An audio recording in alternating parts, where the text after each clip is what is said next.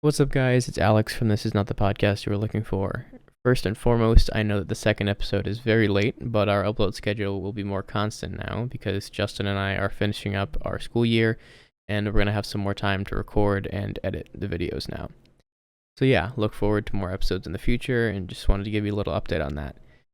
Secondly, I'd like to thank our new editor, Richard, who is a mutual friend of Justin and I. He's going to be helping us get the videos out on time. Richard and I will be co-editors from now on, and his help is greatly appreciated, so thank you, Richard. Alright, well that is all I really wanted to say. I just wanted to give you guys a little update and introduction into today's episode. So, yeah, in this week's episode, we have our friend Mike on as a special guest, and we hope you guys enjoy. Also, just as a little heads up, we recorded this episode a while ago, so the Star Wars news is a little bit outdated, but just try to bear with us there. So, yeah, without further ado, enjoy this week's episode of This Is Not the Podcast You Were Looking For. See you later, guys. Hello, and welcome to This Is Not the Podcast You Are Looking For. I'm Justin. I'm Alex. And I'm Mike, some dude. So last episode, we kind of realized that Justin and I didn't really introduce ourselves other than kind of say our names and move on. So we decided that we were going to do a little context about who we are and why we like Star Wars, stuff like that. I'll start it off with when I first started watching Star Wars, which I first started watching Star Wars, I think I was probably like 5 or 6. And that was back when you had to rent a Redbox DVD and it got mailed to you. Did anyone else do that? Did anyone else remember that? I don't remember that. I used the I don't know if I used Blockbuster. I used Blockbuster. Oh my god, they're the last generation that did. I used I used Netflix back when it was pre-streaming, back when they would ship stuff to you. But before that, I think Redbox, if it existed then, it was more so like you'd find like the physical like vending machines. Oh. You'd go to like a Walmart. Was it Netflix? Yeah. Was it Netflix that mailed it to you?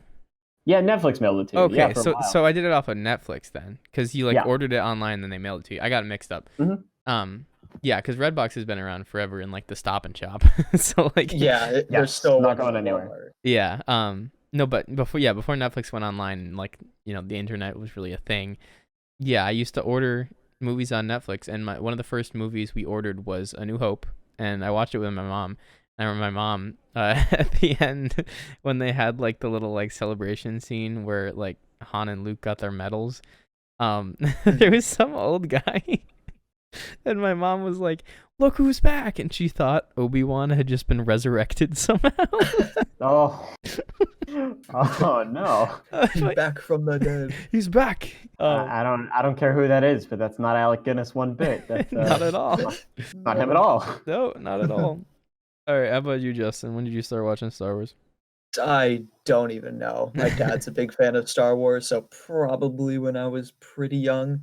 Yeah. I probably watched the sequels when I was like 3, because the last one came out in 2005, and I was born in 2002. So probably when I was like 3 years old. Makes sense. Makes sense. Yeah. Sometime around then. Nice. Yeah, I didn't start watching the prequels until later on because I didn't really know they existed.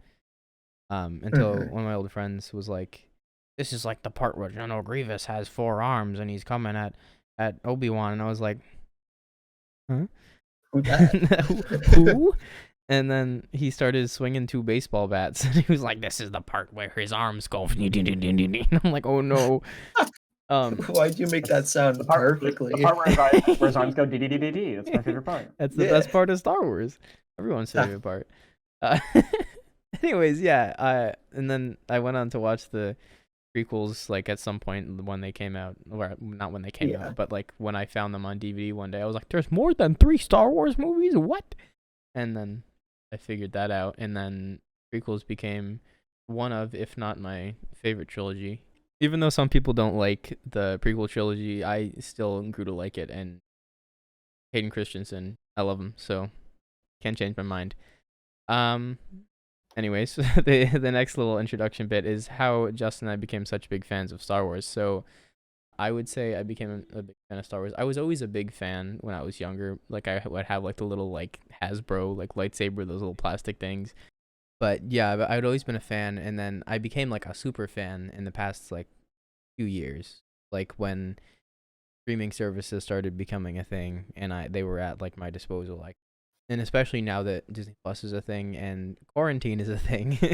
Yeah, it has all of them. Yeah, I've rewatched all 9 of the Star Wars movies like a million times. Yeah. And I have also since discovered YouTube channels like Star Wars Theory and other Star Wars channels that dive into like the lore of Star Wars and stuff, and that is how I started learning so much, and then I decided to start researching more, and then the rest is history, and now I'm the ultimate Star Wars man. Okay. Justin, your turn. So, once again, don't remember how I became a fan because I was young, but I had this like little Darth Vader costume for like a long time for Halloween, and I used to have the Hasbro clone helmet that would do like voice lines when you press the side. I used to have that. Once again, long time ago. Don't remember how I got it or anything.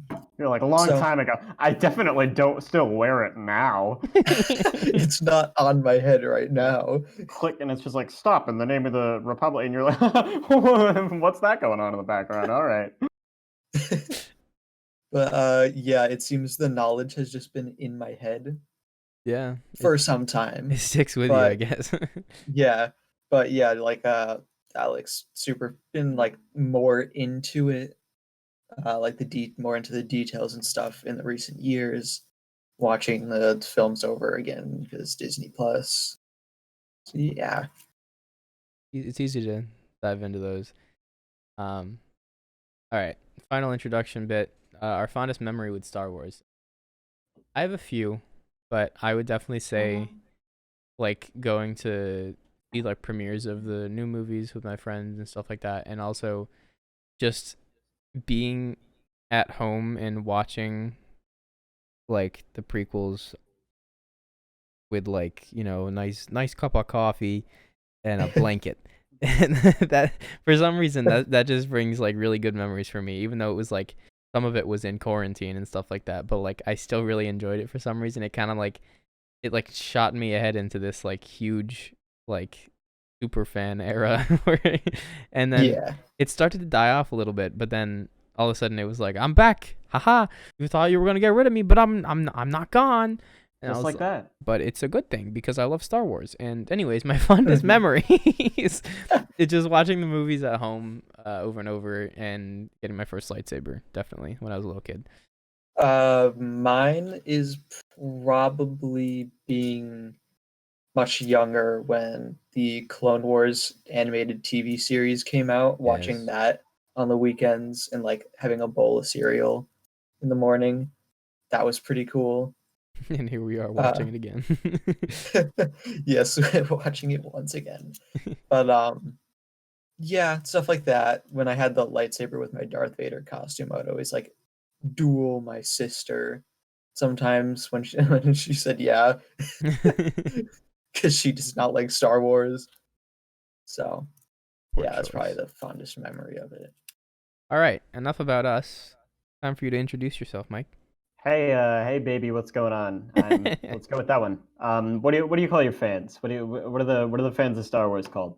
I don't even know. Hey, Star Wars heads, it's me. So my name's Mike. I consider myself a much more casual fan of Star Wars. I took a look at the itinerary for what we were going to talk about for this episode, and I noticed that a section on here was a lore story. And frankly, I don't know much outside of, well, once there was a guy named Luke, and he sure did meet a guy named Han Solo, who was pretty solo. So that's fun for me. That's the entire story of Star Wars right there. Yeah, it's the whole thing. That's Luke meets Han. Credits roll. Yeah, but I do love me a good Star Wars. I'm weirdly picky about the ones that I like. I stand by that. I don't think people should be attacked for their opinions. I think there's so much hilarious hostility on the internet. I think people all the time spread this disgusting discourse of, you don't like this one or you don't like this one, you have this agenda, you have this, intention of taking the Star Wars franchise where it shouldn't be. And it's like, oh, I always like to return to the classic phrase of, dude, it's just space wizards, let's all calm down a little bit. Frankly, liking things is fun. I think there's fun stuff in every single one of these movies, even the atrocious ones, which depend a lot on who you are. So I think having fun with Star Wars is something that a lot of people are forgetting to do, and especially with a lot of newer content. I'm a huge fan of The Mandalorian. I think generally the franchise is in a really good place right now. So I'm very happy to consider myself somebody who's at least somewhat up to date on the more mainstream stuff. Awesome. Okay, welcome back to Star Wars News. And so today we have two little bits of news for you guys. One much bigger than the other, but the first story we're going to start with is a nice little story that I found on the internet about 20 minutes ago.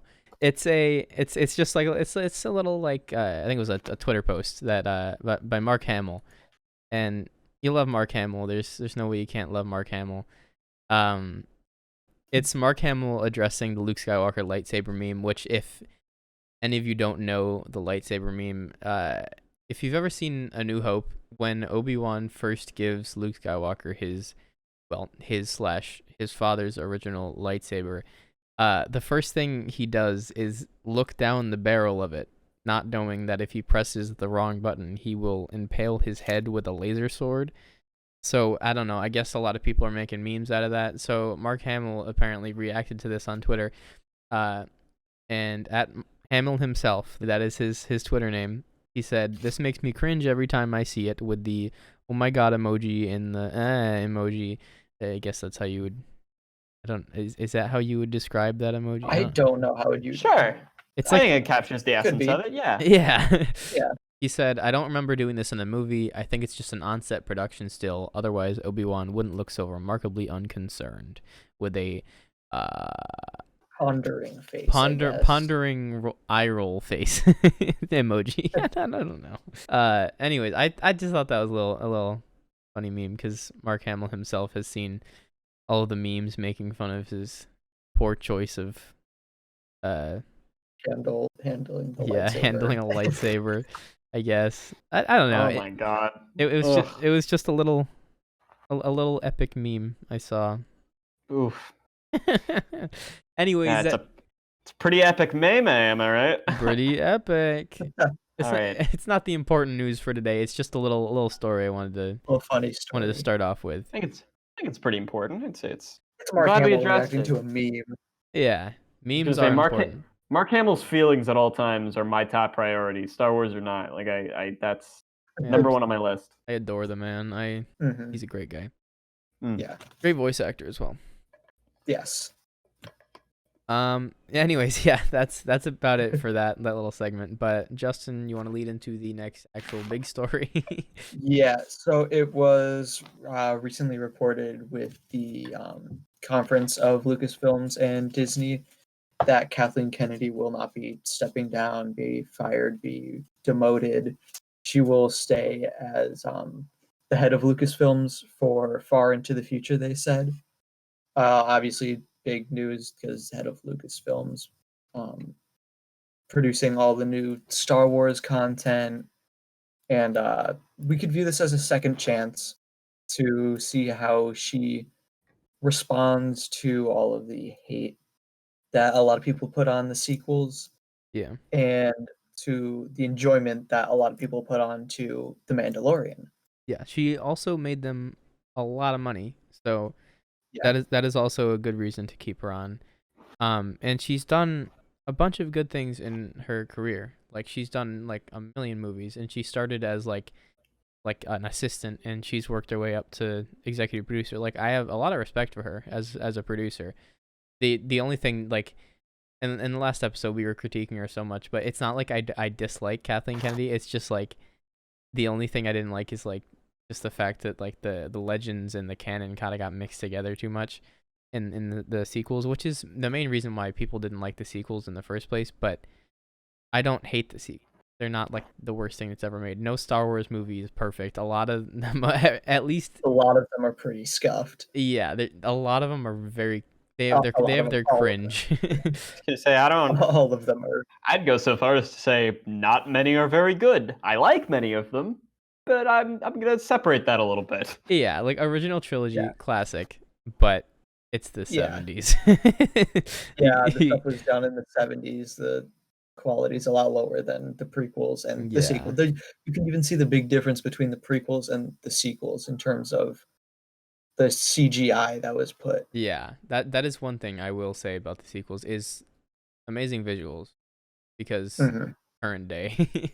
Yeah, uh, current day best up to date technology. yeah, but Yeah, presentation in those movies are really solid. I mean, yeah, outside of it, couple falters, but nothing I really care about. I think presentation wise, especially in terms of visuals, it's super consistent, which I think is at least Mhm. pretty unanimous.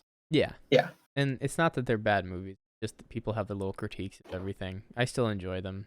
Like Mhm. it's still Star Wars. Yeah. It's got the name Star Wars in the beginning, and I still get goosebumps. It's fine. like, Yeah. That's the spirit, man. yeah, but either way, I'm willing to give Kathleen another chance, and who knows, maybe she'll collaborate with like Favreau or Filoni or someone to write more Star Wars stuff in the future. Who knows? Because we know Favreau's already working on Mandalorian season 3, and they're also going to be working on the new Boba Fett series, the Book of Boba Fett. Mhm. Ugh, I okay, I'll hold my tongue, but I have some things to say about that. I have a lot of feelings about the Mandalorian in general and the way that ties together. Just make a little note. I want to come back to it. Okay. Okay. Oh, Yeah, we'll do that at the end of this little news segment. We cool. can move Cool. into that. But yeah, I'm willing to give Kennedy the second chance that I think she deserves because she's done a bunch of good things in her career, and Yeah. I think she can win the original Star Wars fans back. I think God. I think with a little bit more work, the she can make some really good Star Wars movies, and I'm willing to give her a second chance. Yeah, I view this as a chance for her to step back and look at the critique that a lot of people have with the sequels Yeah. and look at the praise that a lot of people have with The Mandalorian and see how she can incorporate like Favreau and Filoni's type of directing into the new movies that she'll be making. Yeah. Yeah, I agree. All right. Well, yeah. So, long story short, Kathleen Kennedy is still in for the next long while. So, uh, yeah. So, yeah. So, the whole news segment about the meeting where she was most likely going to be fired, that is now insignificant and means nothing. So, Yeah, she's done a bunch. I like her work. yeah, Yeah, if I may, I do think I think what you guys are saying is totally right, and that I think above all else, I think she's a very strong producer. Yes. I think she knows her market very well. I mean, admittedly, I'm talking out of my ass a little bit in that Definitely. I don't know a whole lot about her work in particular, but I do know what's been discussed. I've followed ultimately kind of the main bullet points of what she's done for the franchise in kind of the Disney era and stuff. And ultimately, my two main thoughts about it are I think Star Wars under Disney's sovereign fascist rule under their iron fist, I think is about as freeform as we're gonna get Star Wars under the eyes of Disney. So I hmm think, frankly, this is like the best we're doing, especially considering how solid The Mandalorian is. True. yeah, So I'm fine with that, and considering she's overseen all of that, and also like a lot of the newer stuff, especially like some of the stuff that people don't like about Rise of Skywalker. I don't like either, but it doesn't like offend me to the extent that a lot of people Yeah. it does for a lot of people, which is fair, and I get why. So just for me personally, I have really no thoughts one way or the other. Yeah, I got nothing against her. Like personally, hmm she's she's great. Like she's done amazing things in her lifetime. I was watching a live stream from Star Wars Theory himself, who usually was critiquing her pretty badly. I was watching his live stream when he announced that she was confirmed to continue running Lucasfilm, and he went through her Wikipedia page and like all the things she's done. She had like at least 15 pages of things she's like accomplished. She's done so much, and I have much respect for her. Like I'm definitely willing to give her this chance to work on Star Wars and. Well, I think if I may, I think ultimately people's biggest problem is that there seems to be a disconnect between her and fans. So people are hoping that at this point, there's likely going to be maybe not likely, but I'd say more so hopefully going to be a little bit more of a higher level of not communication directly, but just kind of mutual understanding there, which I think is. I don't know. They seem to be correcting most, if not all, of the mistakes that they've been touching on in terms of Star Wars' past couple of years. Anyway, I some films not withheld, but I'm sure it'll be at the very worst harmless. Yeah, and she also I think one of the main reasons that maybe people weren't as happy is because a lot of people didn't know that she was put on as like, yes, she's the president, but her main like background is in producing, not writing. Like you can't blame her for that. Like Lucas had his plenty of writing flaws because he wrote lines like "I don't like sand" and things like that. George, you silly man. Yeah, and also the thing I don't get is a lot of Star Wars fans don't like the new Star Wars stuff, and they're like, "Oh, George needs to be there," but what they don't know is that George is also overseeing everything. It's still called Lucasfilm. He's not going to be like, it's not Disney film. It's George. It's Lucasfilm. Yeah, he still is overseeing it. Like, yes, he's not the owner, he's not the president, but he still is there because Disney wanted to keep him in the loop and be like, is this okay with you? Like, obviously, like he has had his doubts about it and his little critiques, but he's still overseeing everything. And he oversaw like the Mandalorian. He still oversaw the new sequel movies. Like, fans can they can take a step back and they got to look at all the context of the. Either way, that's basically the long story short. Kathleen Kennedy is still in, and we're looking forward to the things that she's going to end up making in the future, whatever that may be. The new all those new shows that have been announced and stuff. Yeah, and they have a lot of people working on those, so I'm excited to see those. Yeah, but yeah, that about does it for Star Wars news for today. Just a little. It was going to be a little short segment, but we, as usual, got a little sidetracked. But nothing wrong with that. And the next segment, we are actually going to go straight to some video reactions. Today we have two videos. We have, the first one is a fan film. The second one is just a little short film. So the first video we're going to react to is called Star Wars: The Last Stand. It is a CGI fan film, and it includes a bunch of like First Order clone troopers, stormtroopers, whatever you want to call them. And it's mostly just really good editing, really good CGI, and I am looking forward to reacting to it with you guys. And the second video is called Shadow of the Republic, Star Wars short film in 4K. Okay, let's get into this first reaction video. Are you guys ready? Yes. You know it. Heck yeah. All right. This one's only 1:42, then we'll switch to the other one and we'll react to that one as well. But first, let's start off with this one. Here we go.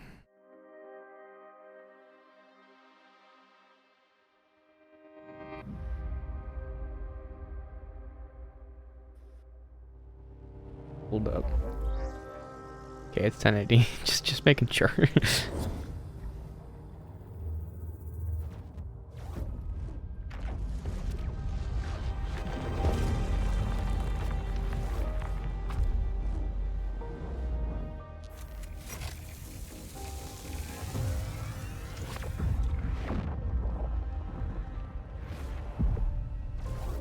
Oh, so this is just fully animated. Yeah, this is all CGI. Oh, cool. Okay. Just because I could tell through the textures, but they are super clean. Yeah, they are. Yeah. Jeez, what is that?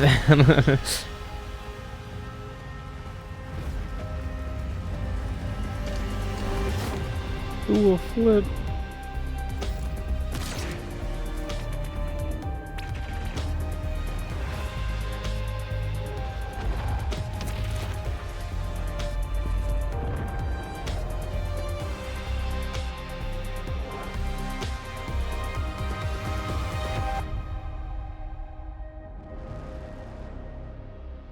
Wow, that was really impressive. That was, yeah. Yeah.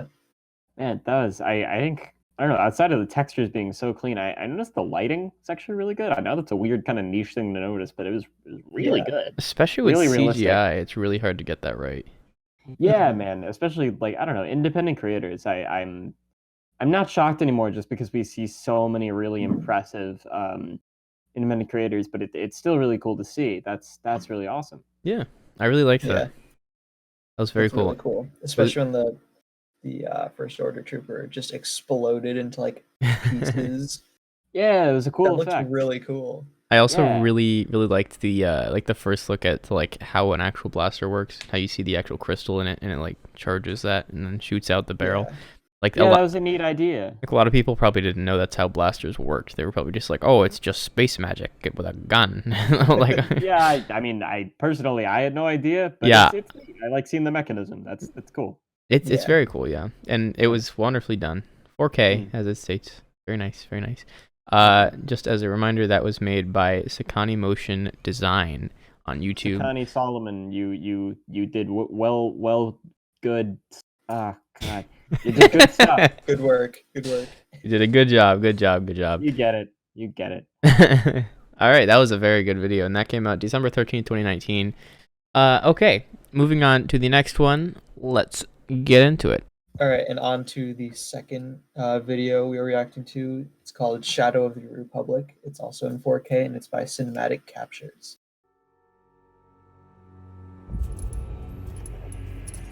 Already off to a good start. I love the music. All right, men. Listen up. Republic intelligence have intercepted vital information regarding Senator Wel Backram. We have been advised that a detachment of highly lethal commando droids disguised as a clone security escort have taken the Senator hostage. They plan to smuggle the Senator off-world. They are currently holding him in a discreet urban apartment block in the lower city. These commando droids are highly lethal, so methods of extreme prejudice have been advised in infiltrating the targets and to extract the Senator. Remember, if these droids are disguised as clones, they are not your brothers. Things are going to get hot in there, but our orders are clear. Sir, if they are lying low on deeper city levels, discretion will be difficult. That's why we have the mission, Wit. This needs to be a clean-up, and maybe our only chance before the Steppies get the Senator off-world. This mission is straight from the top.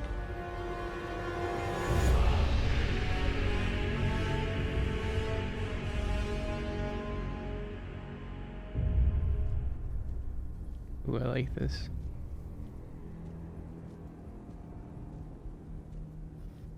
I'm always a big fan of like smaller scale little Star Wars projects in terms of within the universe. This is really cool to see. It is, yeah. Yeah. Also something about like the alleyway scenes in Star Wars, especially with the rain. It's just showing off how good of an animator this guy is. For sure. Oh, for sure. I mean, I in terms of how great it looks aside, I like going into smaller nooks and crannies of this world, and this guy clearly has like a really good understanding of that. Yeah, look at that ray tracing. Yeah. Mm-hmm. That's definitely a good thing if you could do that with the rain. Also, they have a great Boba Fett impression / clone impression. Well, that was an ouch. Oh wait, they're not clones. I just remember.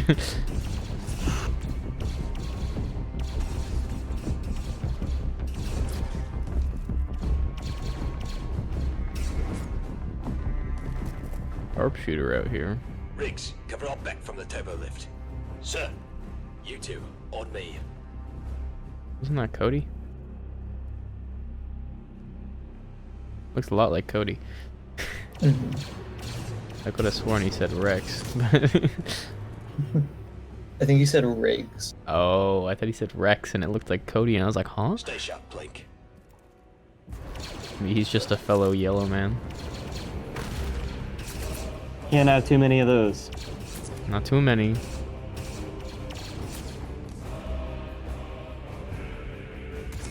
The music is very Darth. Good lord. The music is very Darth Revan-esque. I like it. Yeah. For those of you who don't know the Darth Revan theme, you should look it up. It's creepy but amazing.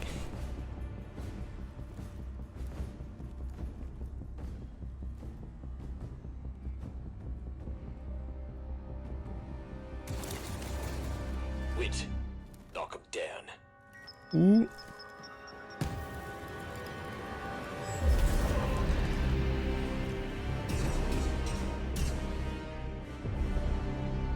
That was swift. Come on, through there. So many good animators out there.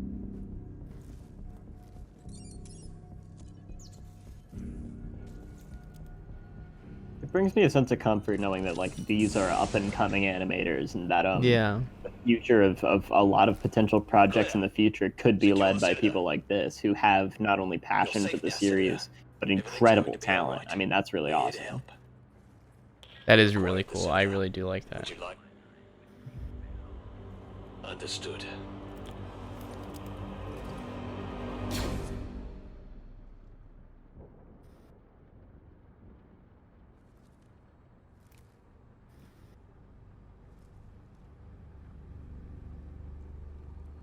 We received new orders. This was to be a separatist attack. What? Our mission was to extract the Senator. We're to leave the scene discreetly. Understood? Understood. Fail. This is wrong. This is our duty. For the Republic. When you see Palpatine in the back. You'll I understand noticed that, the yeah. cost of victory.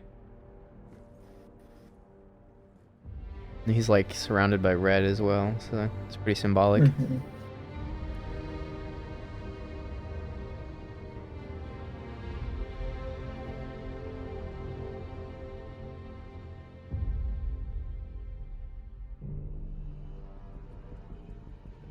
Mission was a success. The Senator has been eliminated. Yes, sir. The scene is properly staged. You have done well. That's what it Thank you, is. sir. Return to me on Coruscant. I have further use for you. Copy that.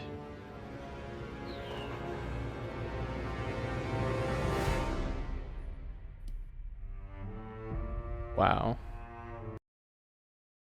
Yeah, That- man. I don't know That what was it is about good. these small scale character based interactions, but it's like above anything else, the direction is impeccable. That was really great. It was. Yeah. I loved the storyline too, because it really like Mhm. captured like the whole betrayal thing, and Yeah, like it how showed how some That's what I of mean. the I think bigger events in the Star Wars universe, I think framed from like an individual's perspective, I think is probably the strongest way to frame it, like narratively, and this totally gets that, which is so cool. Yeah. I also like how it shows the clones, like some of them have like that independence in them Mhm. of like, this is wrong. We shouldn't be doing this. Totally. It adds depth to this whole situation. I think that's such a great way of looking at the whole situation there. It's really great. Yeah, it brings in the whole conversation of, are clones really just clones, or do they have their own individual thoughts? Can they actually think for themselves, or are they just running on a train track kind of thing? Yep. Are they just running in a Yep. circle? But we've seen time and time again that there have been clones, like take Rex for example. He was able to overcome the inhibitor chip.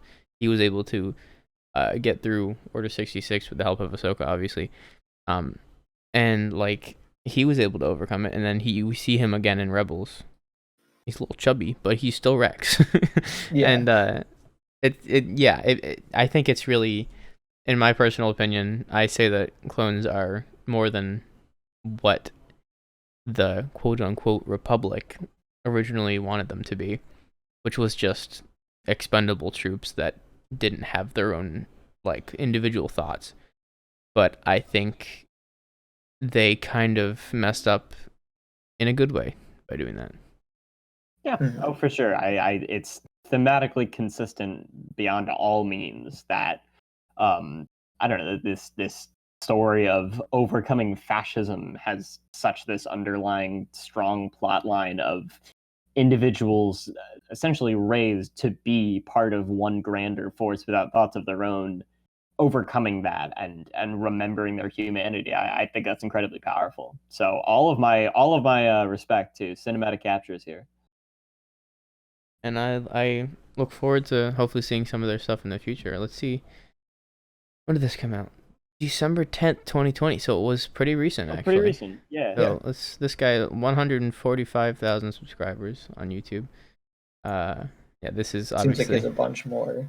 Yeah. He also did this. We are also planning on watching this one in the future. Just in general. He has a lot of stuff, so we're definitely going to have to come back to his stuff.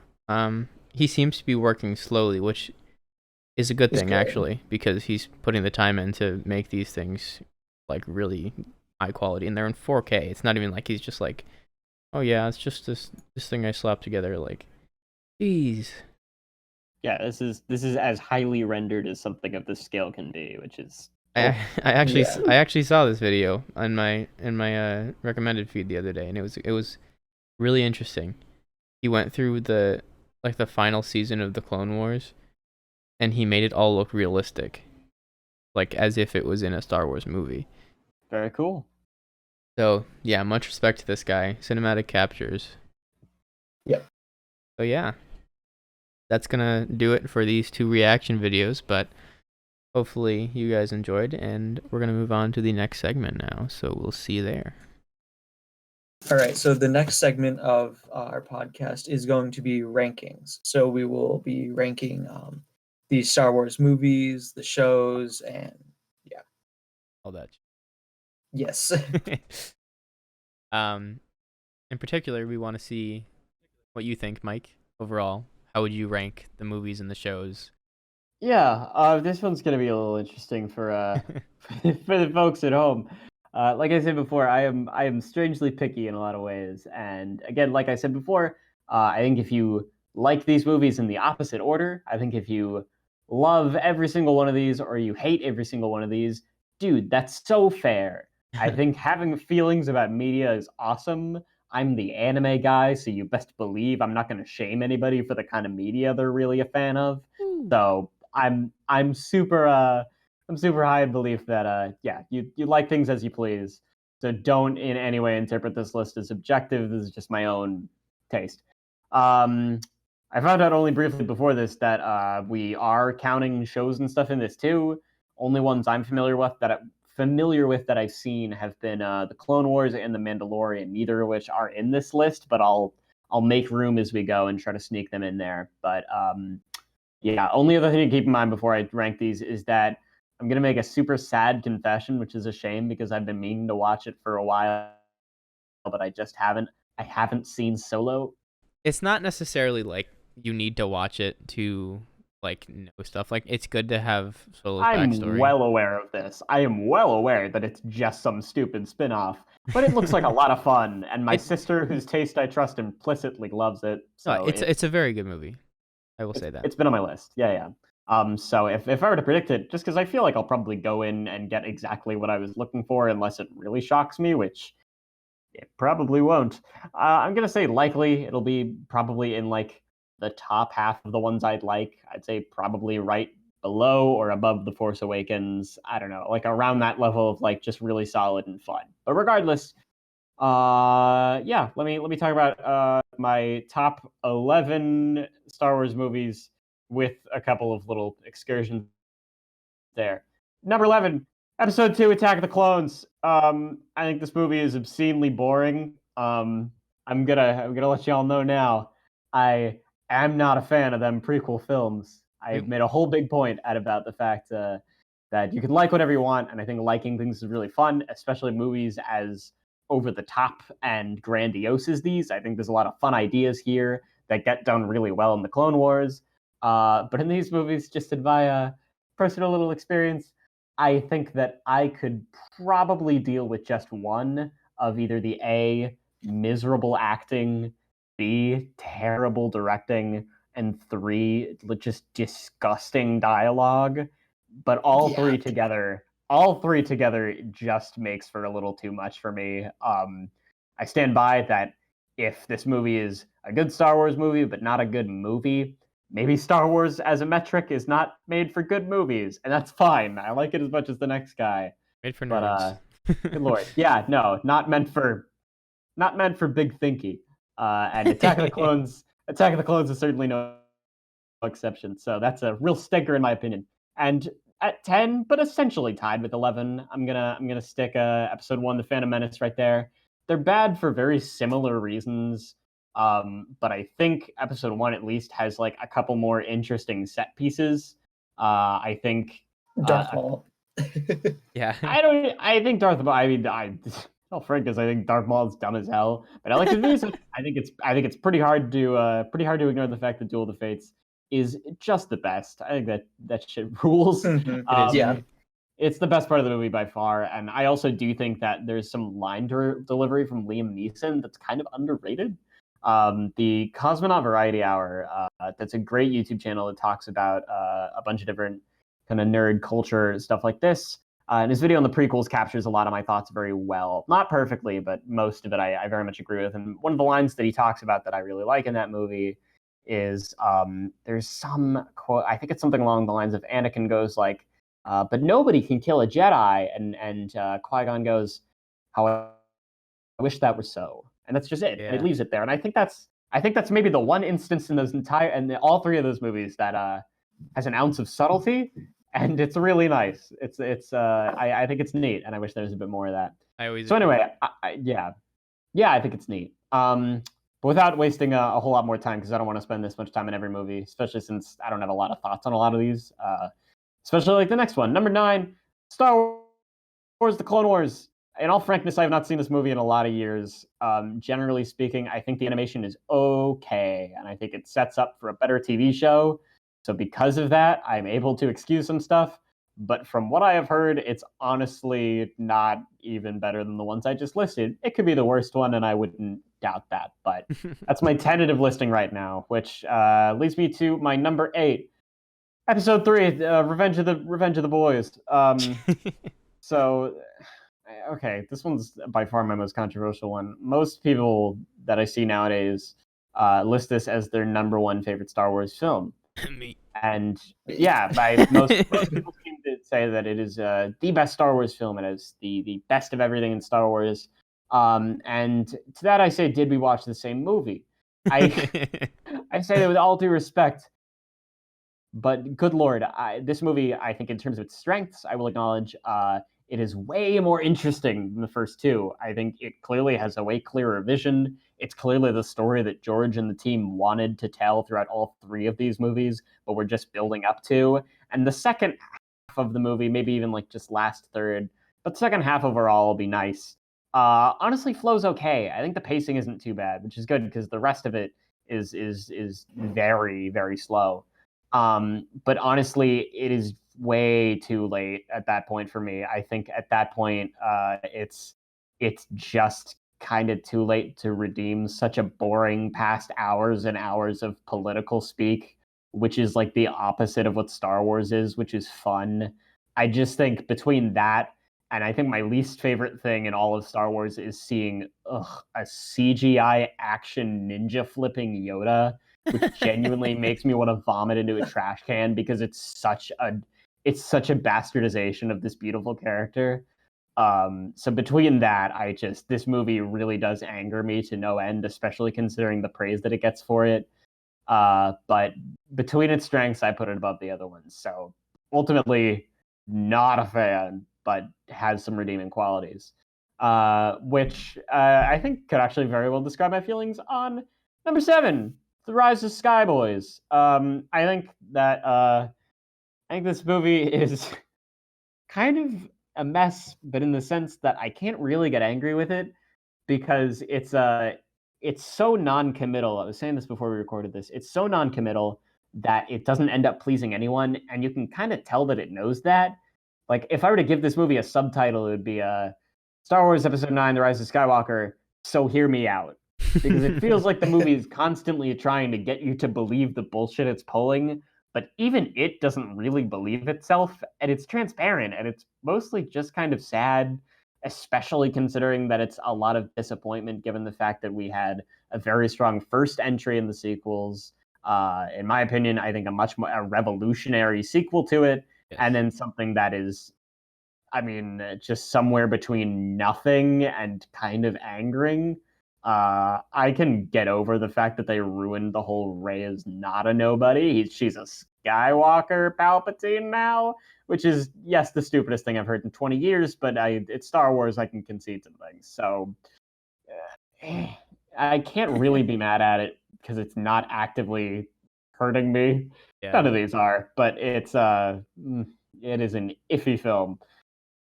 Number 6 is Rogue One. This is where we actually start getting good movies. Rogue One, I think, as a whole, is kind of boring. I think Acts 1 and 2 are really slow and have mostly insanely forgettable characters. I could name you maybe one character from that whole movie. But aside from that, I think the last act is really, really solid and a surprisingly new take on a Star Wars kind of story, which I think we need way more of. And I think that's honestly why stories like The Mandalorian work so well, which we will get there.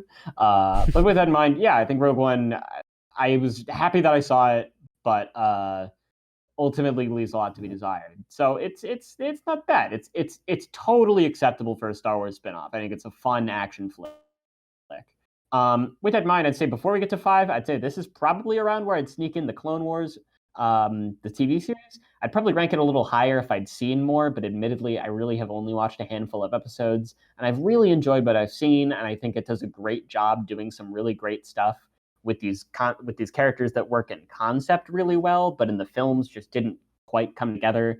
So I think, Anakin and Obi-Wan, which we forget are good characters because they're not done well in these movies, being put to screen in a proper format with wonderful additions like Ahsoka, like Rex, with these really good three-dimensional characters, making it a more fleshed out story, which it deserves to be, I think is cathartic. And I really do applaud the efforts of those who went into trying to tell these stories in a way that was accessible to everybody.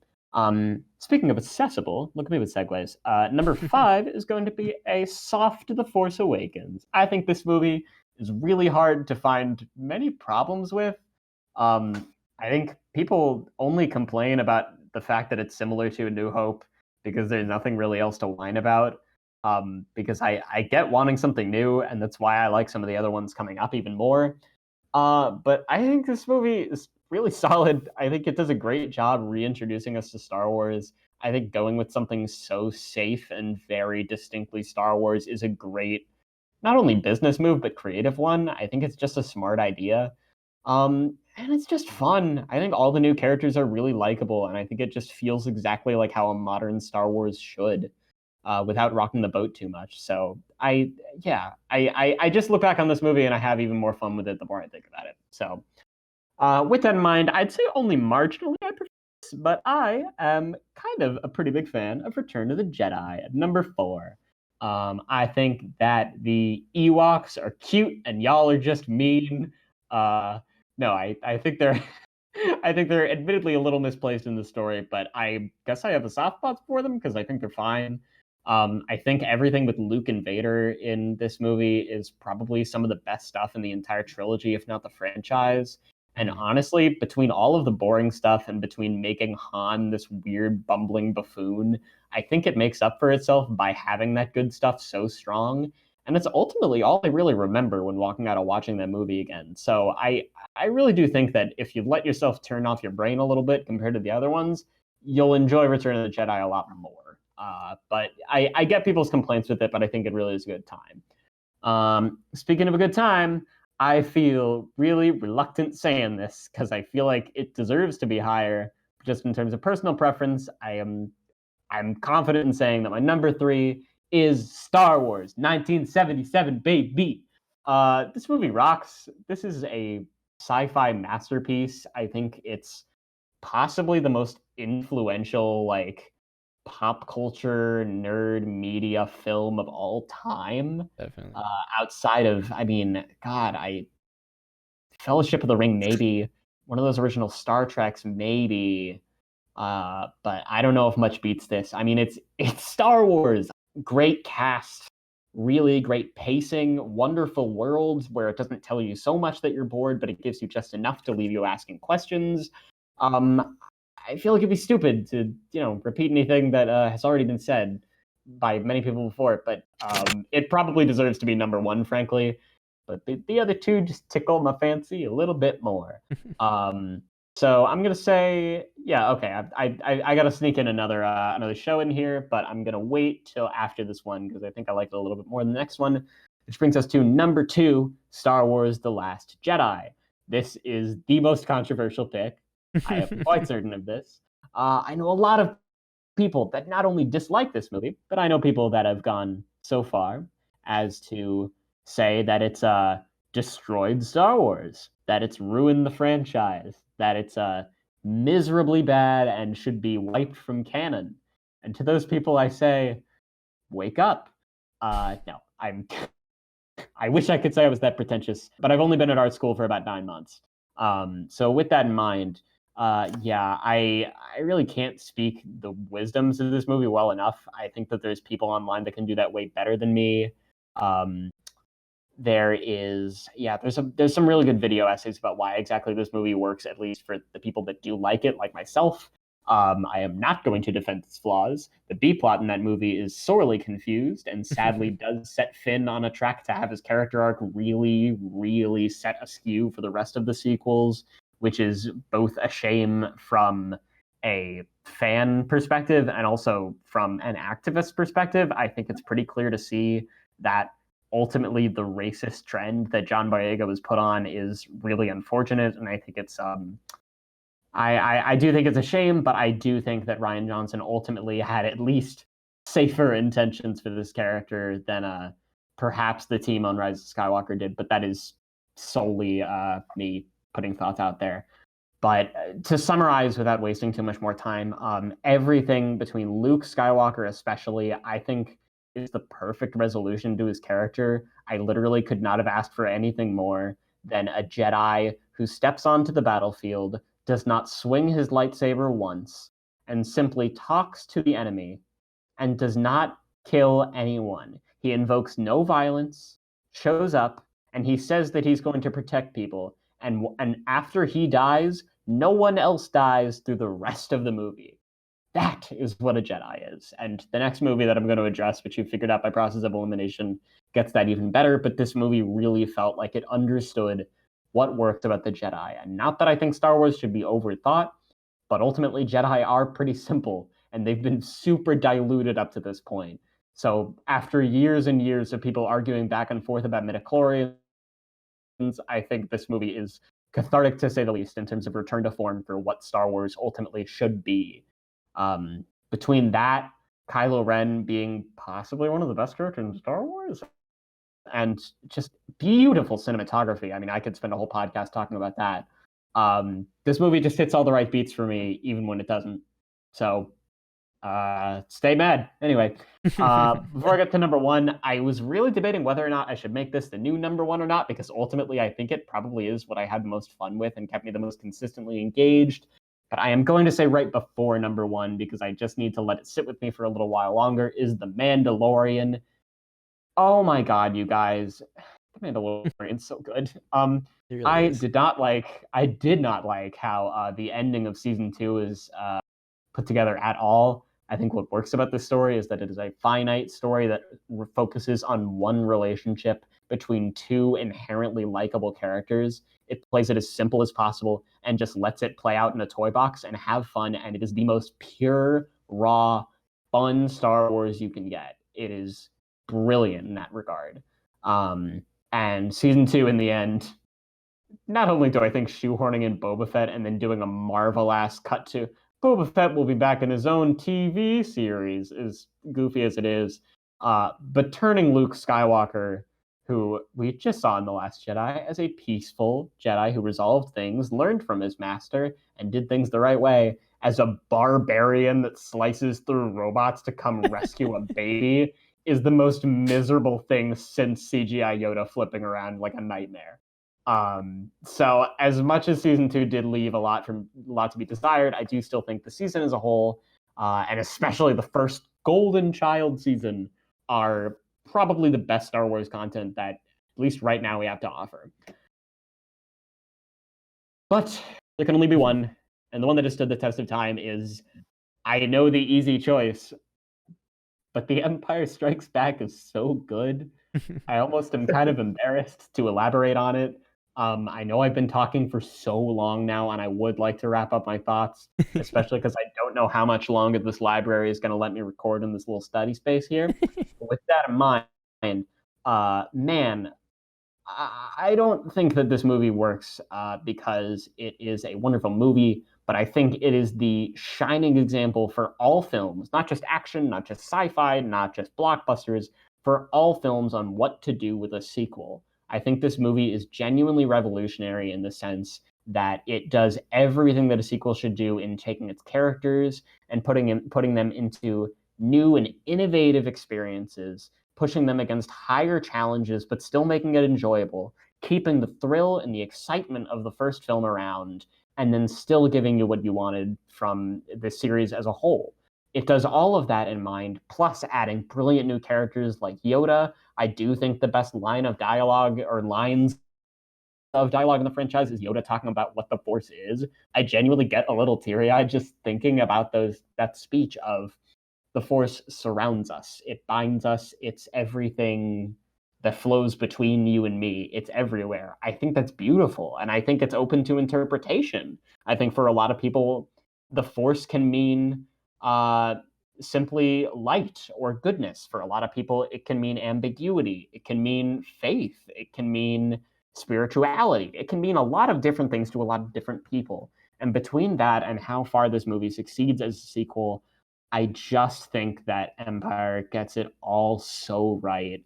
And it is the one piece of media that not only I don't have pretty much any problems with in the Star Wars franchise, I mean, it's not only the only film that I don't really have any problems with, but continues to impress me more and more every time I watch it. And that is simply magical.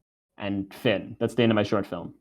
That was very nice. That was a very nice ending to that ranking. Thanks, man. A lot of informed I'm gonna take a big gulp of my water now. Do you want to do favorite character and least favorite character? Or we want to skip over that and just get to the lore story. Oh, let me think.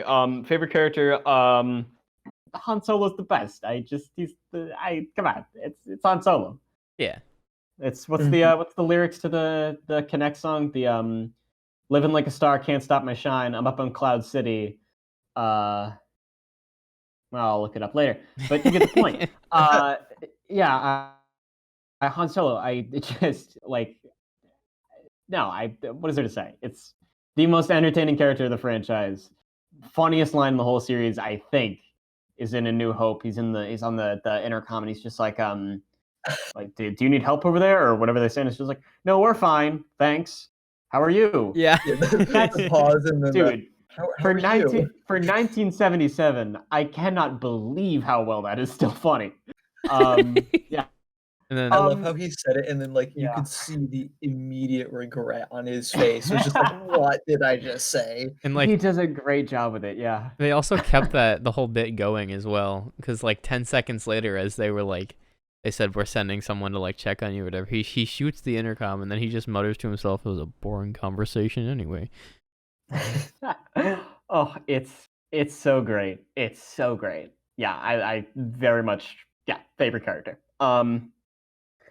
I hate being that basic bitch, but I'm sorry, Jar Jar Binks is just the worst. I mean, filler in the middle of this political movie. Some Mesa Beast, what are you doing? That's the most tonal whiplash of. Okay, I'm not gonna waste. Yeah, this is talking about Star Wars on the internet is the most it's done to death times 1,000. And this seems like something that you guys are actually doing something creative with it. So I'm not gonna regress y'all anymore. Carry on from here, please. So for the next segment is a Star Wars lore story, but this week it's more of a theory. And it is the possibility of Luke, when he made his lightsaber in Obi-Wan's home, that he used the same green Kyber crystal that was in Qui-Gon's lightsaber. And a lot of people think this because in The Phantom Menace, when Qui-Gon dies, gets stabbed by Maul, and then Obi-Wan gets pushed over the ledge and he's hanging there and his lightsaber goes flying by him. He jumps up and grabs Qui-Gon's lightsaber and cuts Maul, which means that Obi-Wan would have had to have Qui-Gon's lightsaber with him. And considering he's his master, he probably wanted to keep it. And if he did keep it, he would have kept it in his house, which means that Luke making it in his house would have had availability to a Kyber crystal just right there. And he could have used it, which could explain why his lightsaber is green versus blue. The odds of it actually being true, there's actually a good chance that could have happened, because there's no story about Luke ever finding a Kyber crystal or going to like an ancient Jedi temple, which is usually where you would find one of those. You'd go to a Jedi temple and you'd basically basically a trial. Usually it has to do with a master and a Padawan parting ways, and the master has to wait back at the entrance of the temple, and the Padawan goes in and is tested and is given all these different like visions and stuff, and they have to, believe it's not true. They have to overcome these visions so that they can like make it to the end of this. It's the test of their strength and their will to be Jedi, basically. And after that, then a Kyber crystal will select them. You do not select a Kyber crystal; it selects you. And so that's how you'd get a Kyber crystal. But there's no talk of Luke going to a Jedi temple. So Yeah. the odds of it actually being Qui-Gon's Kyber crystal, especially because it was at Obi-Wan's hut that Luke made his new lightsaber, and he made it based on Obi-Wan's lightsaber, and also Obi-Wan's old lightsaber was basically the same hilt as Qui-Gon's. So I feel like that could have been an extra little thing, like Qui-Gon's lightsaber was the same as Obi-Wan's, and Luke's was the same as Obi-Wan's new lightsaber, basically, because his hilt was almost the exact same as Obi-Wan's new lightsaber. So I would appreciate if that became canon, actually. Yeah, and the whole thing is like that. It's not you choose the Kyber crystal; it's that it chooses you. And I feel that Luke and Qui-Gon had a very similar view of things. Like Qui-Gon, he not separated himself, but he was more distant from the Jedi Order list of rules than anything else. He liked to give people a chance before igniting his lightsaber. He liked to use his mind to go through things, sort things out. Yeah, he was really wise in that sense, and I feel like Luke definitely has some of that with bringing his father back and not leaving him in the shadows, because that's what Obi-Wan did. He basically didn't think that Anakin or Vader would come back to being on the light side and become Anakin again, whereas Luke was like, no, he will. And I feel like Qui-Gon would have done the same, because Qui-Gon risked everything because he thought that Anakin was the chosen one. So it's that sort of similar sense of them both doing what they're doing for Anakin. Yeah. How about you, Mike? You think that would be good? Sure.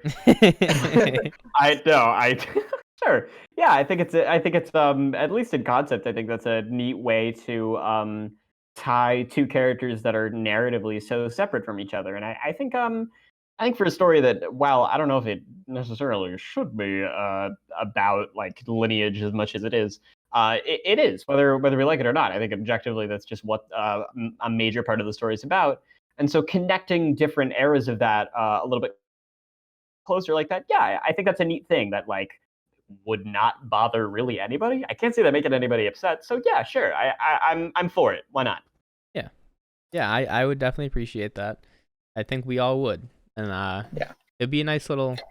It's not even that huge of a thing. It's just like it would just be a really nice little like thing to be. It's like a little like detail. Yeah, a little detail that would tie it all together, and it'd be like, oh. It's not like a plot changer. Yeah, it wouldn't change the plot. It's just like something that is actually something that could happen, because Obi-Wan like that, and Obi-Wan's dead, so who's gonna use it now? Exactly. But yeah, I would like that. But that's our little Star Wars theory video today. Anyways, that is the last segment we have for this episode. Thank you, Mike, so much for joining us today. It was a pleasure to have you on. Hey, thank you for having me. I do love me a good Star Wars, and discussing it brings me a lot of joy, and so do you boys. So thank you. It's been a pleasure. Oh, thank you. Justin, any parting words? I guess thank you all for tuning in. Hope you like it. Hope you agree with some of the stuff that we came up with. Yeah. Indeed. And as always, may the Force be with you, and we shall see you in the next episode.